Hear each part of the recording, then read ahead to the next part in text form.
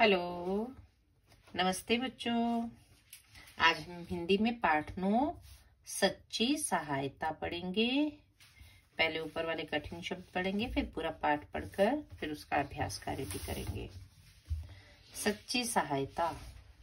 सच्ची सहायता वो होती है जिसको जरूरत होती है जिस चीज की, और हम उसकी मदद करते हैं, तो वो सहायता सच्ची होती है। और जो मन से करते हैं, अपने आप करते हैं, बिना मांगे, तो सच्ची सहायता होती है। अब हम कठिन शब्दों को पढ़ेंगे।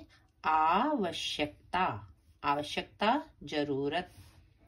कृपया, कृपा करके, री की मात्रा लगी हुई है, ध्यान रखना है। निर्धन, गरीब। देश बंधु, रुपयों की मात्रा फिर बिंदी, यों, रुपयों। जब छोटे ऊ की मात्रा या बड़े ऊ की मात्रा लगी होती है ना रा पर, तो बड़ा ध्यान रखना होता है। और रुपयों में छोटे ऊ की मात्रा आती है। पश्चात, त में क्या है, हलंत। त ऐसे बोला हमने, त ऐसे नहीं बोला। पश्चात, तो त जब बोल रहे हैं ना, तो हमारी जीभ जो है दांतों के नीचे आ रही है। तरबूज बोलेंगे तो नहीं आएगा, त पूरा बोल रहे हैं। तो जब हलंत लग जाता है तो त आधा, हलंत लगने से अक्षर की कम आवाज आती है। अब हम पाठ पढ़ेंगे। एक बालक था, बालक मीन्स बच्चा। उसकी उम्र 11 वर्ष की थी। एक दिन वह अपने पिता के पास गया और बोला, पिताजी, मुझे 50 रुपए की आवश्यकता है, कृपया मुझे 50 रुपए दे दीजिए। पिता ने कहा, 50 रुपए? तुम्हें ये रुपए किस लिए चाहिए? बालक बोला, मुझे इन रुपयों की आवश्यकता है। पिता ने बालक को 50 रुपए दे दिए, लेकिन वे जानना चाहते थे कि बालक ये रुपए किस काम में खर्च करेगा। अब बच्चे ने कहा, मुझे चाहिए। तो पिताजी ने कहा, क्या करना है? तो उसने कहा, मुझे आवश्यकता है। बस फिर भी पिताजी ने उसे रुपए दे दिए। बालक सीधा अपने एक साथी के घर गया। वह उसे बुला लाया। फिर दोनों मिलकर बाजार की ओर चल पड़े। और मीन्स तरफ। पिताजी भी उनके पीछे पीछे चुपचाप चलने लगे।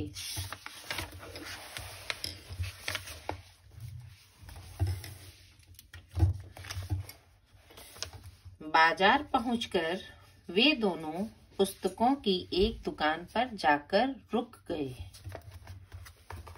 वहां बालक ने कुछ पुस्तकें खरीदी और अपने साथी को दे दी।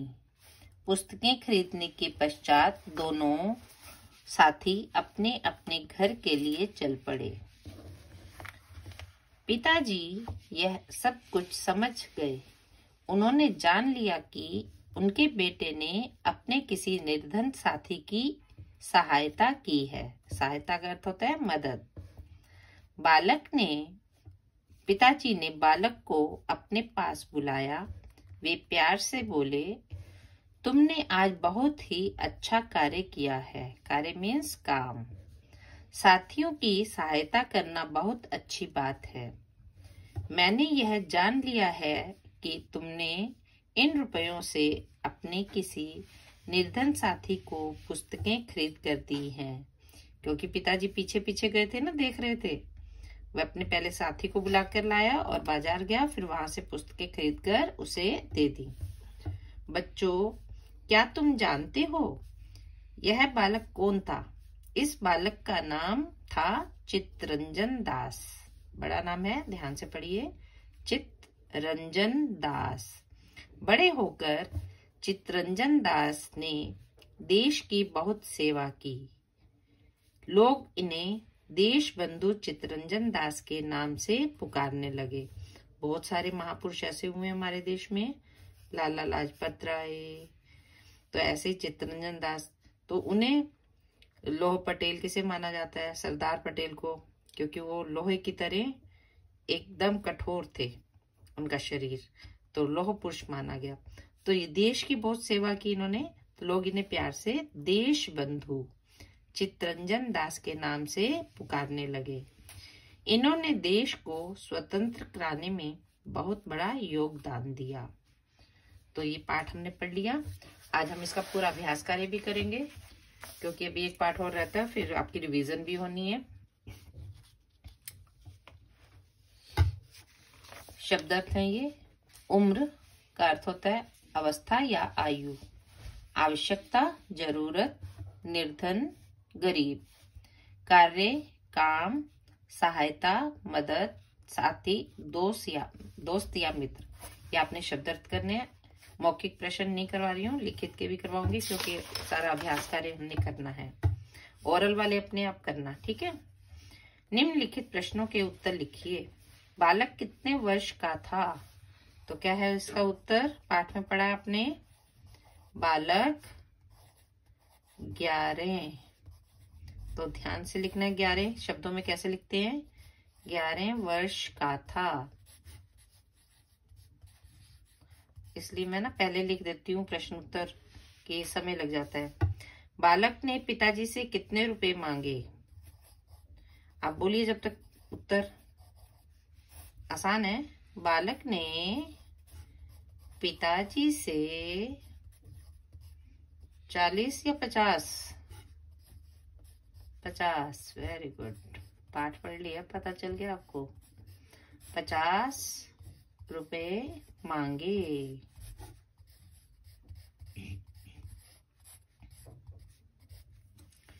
पिताजी रुपए देकर चुपचाप बालक के पीछे पीछे क्यों गए? क्यों वाला जो उत्तर होता है ना, हम क्योंकि से शुरू करेंगे। क्योंकि वैसे तो यहाँ से भी लिख सकते हैं, लेकिन लंबा हो जाएगा उत्तर। पिताजी रुपए देकर चुपचाप बालक के पीछे इसलिए गए। तो यहाँ ऐसा, अब हम यहाँ से शुरू करेंगे थोड़ा शॉर्ट करने के लिए। क्योंकि पिताजी जानना चाहते थे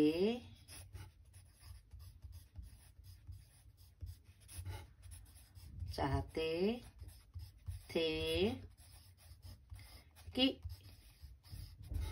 बालक इन रुपयों का क्या करेगा। आप बच्चे तो लेते हो ना मम्मी पापा से पैसे खर्च करने के लिए, खाने पीने की चीजें खरीदते हो, ये लेना है। क्योंकि पिताजी जानना चाहते थे कि बालक इन रुपयों का क्या करेगा। क्योंकि उसने बताया नहीं था कि मुझे अपने मित्र को किताबें लेकर देनी है। अब जब उत्तर में भी ऐसा आ जाता है ना, क्या करेगा, तो हम प्रश्न चिन्ह लगा देते हैं, ठीक है। तो इसलिए ध्यान रखना है। चलिए इसका उत्तर दोबारा पढ़ते हैं। क्योंकि पिताजी जानना चाहते थे कि बालक इन रुपयों का क्या करेगा, इसलिए वो बच्चे के पीछे पीछे गए थे। अब अगला प्रश्न। बालक ने रुपयों का क्या किया? बताइए अब अपने आप। बालक ने रुपयों से पुस्तकें खरीदी।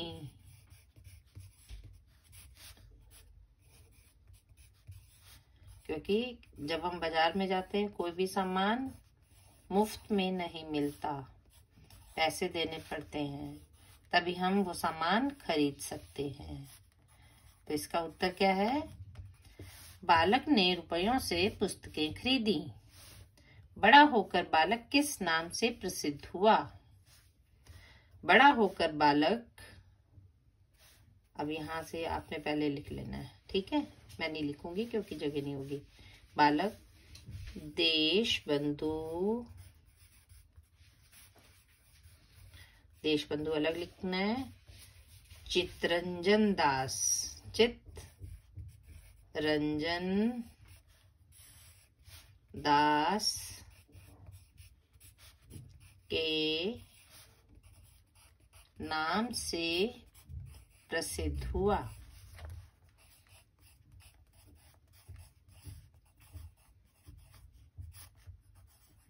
आप बच्चों को बहुत सुंदर सुंदर काम करना है अपनी कॉपी में। 5 प्रश्न उत्तर करेंगे, शब्दार्थ करेंगे, फिर सही उत्तर पर सही का चिन्ह लगाइए। वाक्य दिया है, 2 ऑप्शन दिए हैं। बालक ने रुपए किससे मांगे? माताजी से या पिताजी से? पिताजी से। बालक का साथी कैसा था। अब जब इनके लिखेंगे तो ऐसे ही दोनों ऑप्शन लिखने हैं, फिर एक पे राइट लगाना है। बालक का साथी कैसा था, निर्धन या धनी। निर्धन था, उसके पास पैसे नहीं थे पुस्तकें खरीदने के लिए। रुपए लेकर बालक अपने साथी के साथ कहाँ गया, बाजार में या मेले में। मेले में तो मस्ती करने जाते हैं ना, बाजार में गया था किताबें खरीदने के लिए। रुपयों से बालक ने क्या खरीदा, पुस्तकें या खिलौने। पुस्तकें। ये कितने आसान उत्तर थे जो हम ऑप्शन में से राइट कर रहे हैं। रिक्त स्थान की पूर्ति कीजिए। बालक की उम्र डैश वर्ष की थी, उत्तर में भी लिखा है हमने, अब खाली स्थान में भी भरेंगे 11। बालक ने पिताजी से डैश रुपए मांगे, कितने रुपए मांगे, 50। बालक ने अपने मित्र की डैश की, क्या की, सहायता।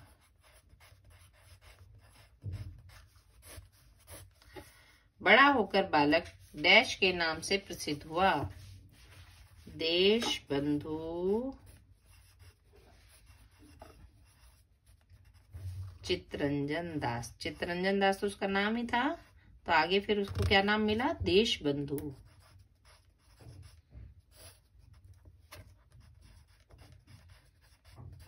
ठीक है, ये खाली स्थान है जो आपने पूरे करने हैं।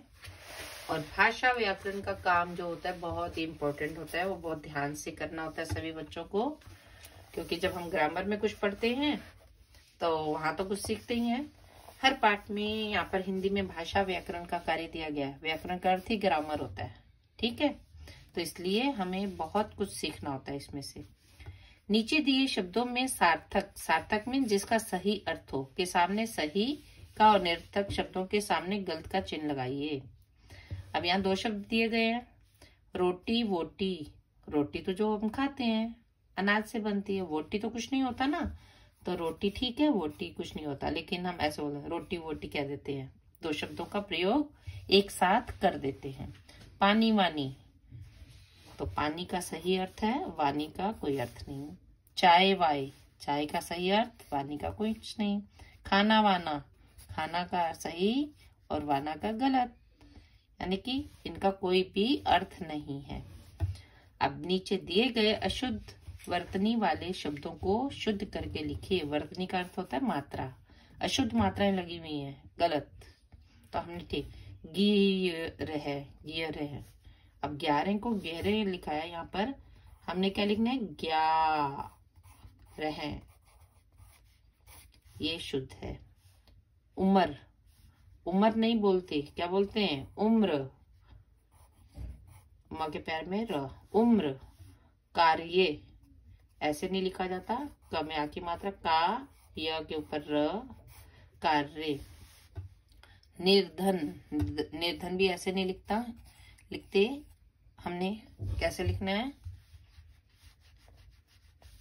नी ध के ऊपर र फिर न, निर्धन। सही शब्दों को इस तरह से लिखना है। पुस्तक, अब यहाँ स पूरा है लेकिन स पूरे की वाई नहीं आती, पुस्तक आधा स, पुस्तक। कुछ बच्चे गलतियां कर देते हैं तो उनका रॉन्ग हो जाता है। प्यार, प्यार नहीं बोलते, प्यार, प आधा यार, प्यार। तो ये सही शब्दों को करके लिखा। अब उल्टे अर्थ वाले शब्दों को से मिलान करके लिखिए।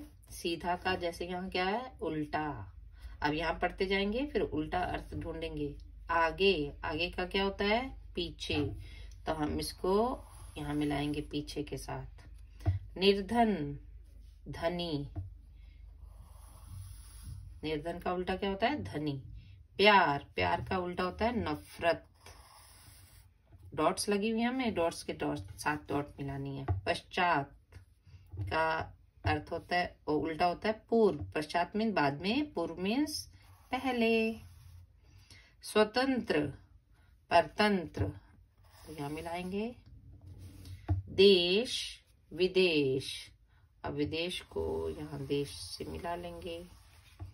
अब हमने यहाँ पर इस तरह से लिखना है, जैसे यहाँ उल्टा लिखा हुआ है ना, उल्टे के साथ ही सीधा उल्टा, यहाँ विदेश है तो क्या लिखेंगे, देश डैश, यानी कि इसका उल्टा विदेश। नफरत, इसका क्या लिखेंगे, प्यार, उल्टा क्या हो जाएगा, नफरत। परतंत्र का क्या होगा, स्वतंत्र, परतंत्र। हम ऊपर भी बिंदी लगा सकते हैं और या फिर बीच में आधा ना है ऐसे भी लिख सकते हैं। दोनों तरह से ये सब शब्द सही होते हैं। पीछे क्या होगा इसका, आगे, पीछे। अब धनी का उल्टा क्या है, निर्धन। पहले लिखेंगे निर्धन फिर धनी।